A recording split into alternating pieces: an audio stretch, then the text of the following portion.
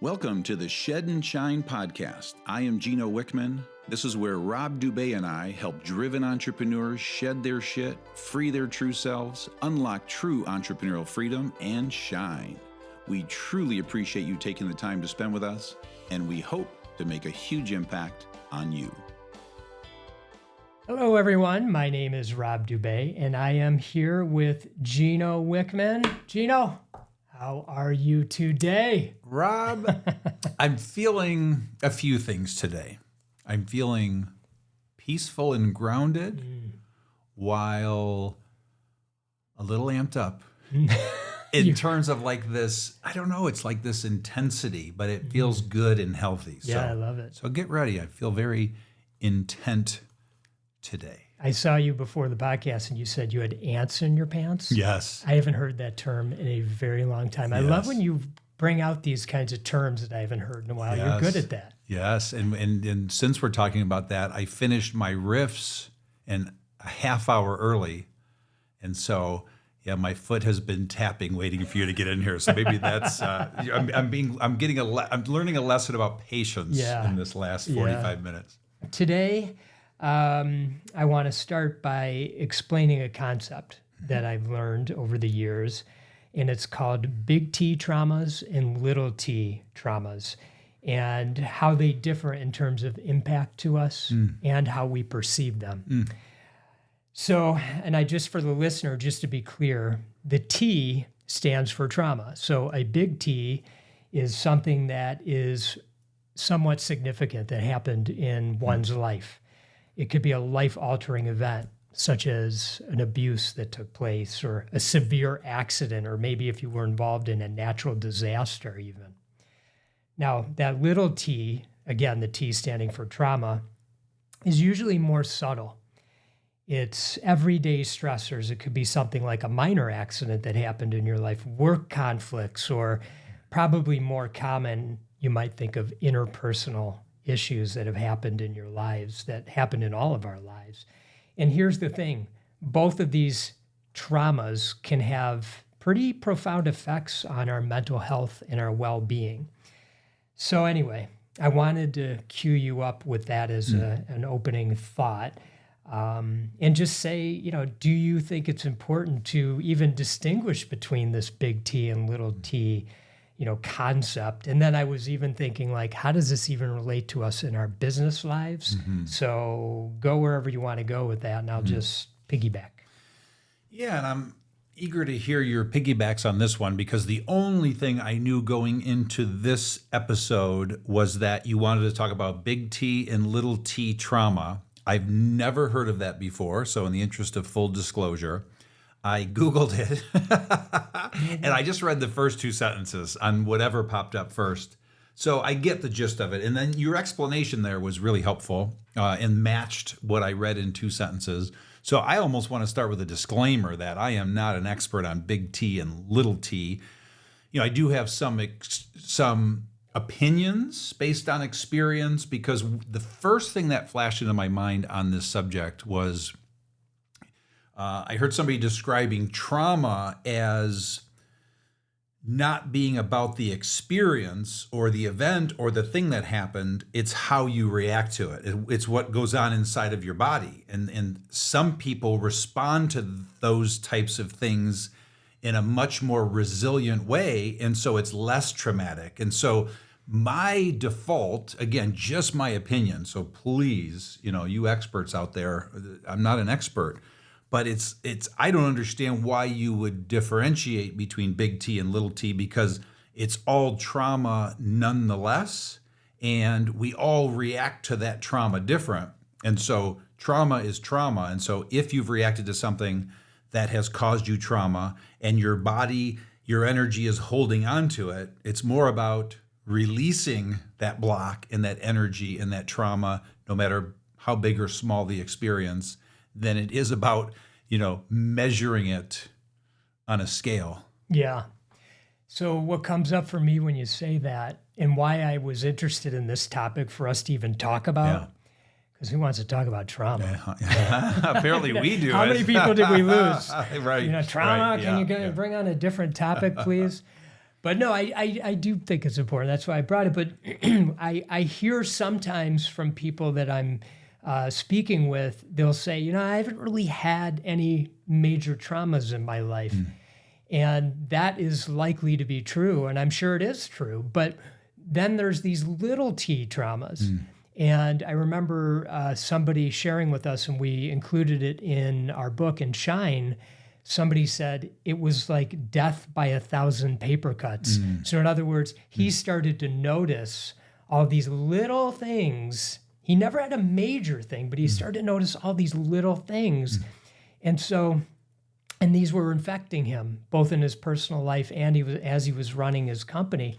And so that's why I thought about, bringing awareness, as you were saying, they're all traumas, but is there value in bringing awareness to the traumas, especially when they're little ones, the little t type, because it's showing up in many, many ways throughout your day and your interactions with those that you love most. And then if you want to relate it to business, which I want to do in a minute, how is it showing up with your team?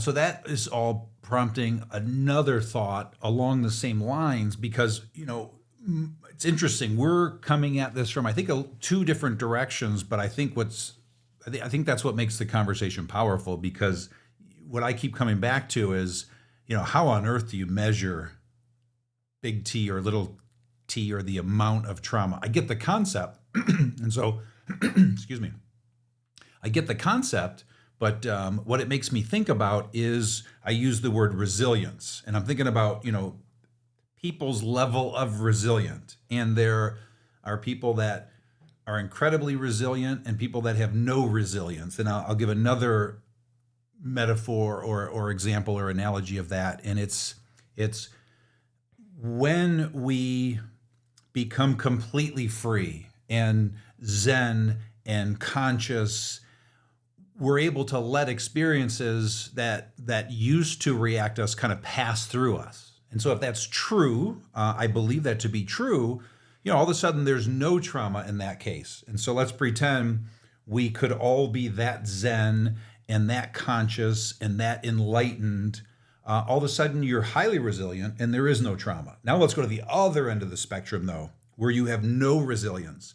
And my mind just goes to, I think about how kids are raised. Kids in the 50s were raised very different than kids in the 90s. And, my humble opinion is they were more resilient back in the 50s than they are in the 90s. But we don't have to debate that. The point is, when a kid is coddled, I believe they're less resilient. And a little t trauma to someone who has no resilience is a humongous T. And a humongous T to someone who is enlightened is a eensy T. It ain't even a T. So anyway, for what that's worth, if nothing else for conversation, that's just where my brain goes. Yeah. So how do you distinguish them? I think the main point that I'm hoping that those listening will kind of walk away with is that there may be some things you're ignoring in your life. Now, here's an example. I tried to think, well, what would an example of this be? Well, let's just say growing up, you lived in a household that was full of high performers. Let's say your parents were highly driven people, and they had, kind of like unsaid expectations of you. And to you, you may just be going through life like, yes, I need to go do X, Y, or Z, because that's just how life is. That's just how things are. It's what I was brought up around. It wasn't like they were hammering on you all the time that you need to be better, you need to perform better, you need to be the best student. They weren't doing that. There was just a sense of things that were going on. And maybe sometimes when you didn't perform, maybe there was a slight sense of disappointment. But it wasn't anything major or anything like that. But then here you go, you jump into a business. Now you're this driven entrepreneur, you're a driven person within an organization, and people around you aren't performing to your high standards that are just sort of ingrained in you. And you're sort of driving them to the ground because of it. And then let's just say one of your top employees leaves you and you're confused, like what's going on? And what's going on is the person couldn't meet your high standards. and they were unrealistic standards. And this all came from what you might call a little T trauma that you didn't really think was a T. It wasn't really a T. So it's affecting your business. It's affecting the people around you. So anyway, does that prompt anything for you? Well, it prompts two things, So a thought I'm reminded of is it was about 15 years ago. I was doing a session, an EOS session for a client, and I'm wearing a collared sweater, which was kind of what I wore back then. And I had a hole in the elbow, and I didn't know it. And I'm in the middle of my session, and I raised my elbow, and I probably wore that sweater 3 other times. But this client pointed out, hey, you have a hole in your sweater. I was so embarrassed. I was so incredibly embarrassed. So my point is, that's a little T using your scale and the scale on Google, and so that's a little T. But what it helped me understand is it helped me pull a thread on why on earth would I turn red and feel embarrassed by something so freaking minor. Right. It's like your zipper down. So like when any of those things happen now, there's something in my food in my teeth, my zipper's down, there's a hole. It's like it just passes through me. But there was something there. And so again, what I had to look at is my issues around judgment. So I had to chase back to what you would call some of the big T's that created that protection, that fear of judgment, that worrying about what people thought. So fortunately, I've shed all of that. So that's one thought that comes to mind. Second thought that comes to mind when you talk about that pressure from parents and then how that transfers to potentially you out there and how you're putting that on other people, is I'm thinking about so many times I've heard the story of the parents that were engineers or doctors or attorneys and wanted their kids to become engineers, doctors, and attorneys. So that the doctors push their kids to go to college and become doctors or attorneys.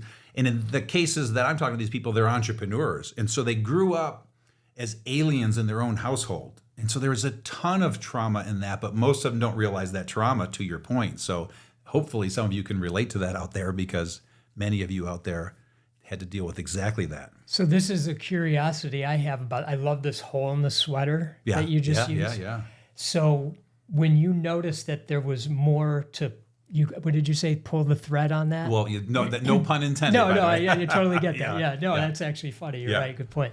But, how did you even bring awareness that there was a thread to pull? Well, the awareness didn't come until 12 years later. I mean, the awareness came 3 years ago, but I was able to call back to that experience and say, why was that so emotional for me? So no, it took 12 years for me to start pulling the thread on that. And that's when I was able to go to the root of why on earth do I worry so much about what people think and how I look and all that good stuff. And how do you think the new hole in the sweater for you today, whatever that is, how do you think or maybe you don't, but how do you believe you might be bringing awareness to it more quickly and then doing something in your mind or through your body or whatever to allow it to go through you? Well, I hope this makes sense, because I don't spend a second thinking about it anymore. So the point I'm making in that is I have released whatever that trauma, that block, that samskara, that thing I was holding onto that was the root that caused that reaction. And so I am human. There will be times that I have a hole in my sock and a hole in my shirt and a hole in my underwear. Okay, so I am human. So it just passes through me. If I have a food in my teeth, or whatever it is, I am human. It happens. It's not a flaw in my being. I am not perfect. So whatever the root of it was has been shed. And so those things just do not have any effect on me anymore. Okay, so, one of the things I did want to talk about is strategies or practices that help bring awareness to these traumas, similar to what I just mentioned a moment ago. I was thinking about the disciplines, actually. And, first I started with discipline 3 came to myself, know thyself. And so, through therapy, I'm speaking on through my own experiences, through therapy, through retreats that I've been on, where I've been in extended periods of silence, I've gotten to know myself better. And that's helped me to bring greater awareness to when I'm experiencing something that's pinging me that may be a little T trauma. It could also be a big T trauma. And so that's one way that's a strategy or a practice for me. Also, discipline number 4, be still.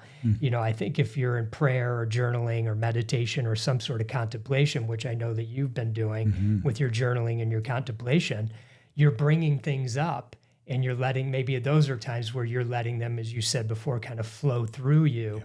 So they don't like sit with you and get out of control in a way. So anything get prompted there for you? No, I don't think anything different than what I've shared, because the context, I hope, is clear, because then, we can refer back to Shine, our book, and other episodes about then shedding layers, because the beauty of what we're talking about is just being aware. When you get pinged, when you get triggered, when that thing happens, like the hole in my sweater, it's the idea is to pull the thread, chase down where that's coming from, what the root of that is, and just process that. I wish I could come up with 100 examples for you right now, and I just can't, unfortunately. But then the process starts of shedding that layer. Yeah. And I think that's a great place to end, because I love this idea that came out of this discussion of pulling the thread, and think back to that idea of the hole in the sweater and pull the thread. So we've got pull the thread, and we've got ants in pants. So let's see how many more we can come up with by the time we're done. That's great, Gino. All right, we're out of time anyway. So thanks for joining us, everyone. As always, we are so grateful for your time and your attention on so many of these important topics that we're bringing to the forefront. And as always, stay focused, and much love to you. Thank you for listening in today. We truly appreciate you taking the time to spend with us, and please tune in for the next episode. Until then, if you'd like to see where you are on your true self journey, go to shedandshinepodcast.com to take the true self assessment and receive personalized guidance. If you're all ready to begin your inner world journey with Rob and myself, please join us for the next round of the 10 Disciplines group coaching program. We wish you all the best in freeing your true self. Stay focused, and much love.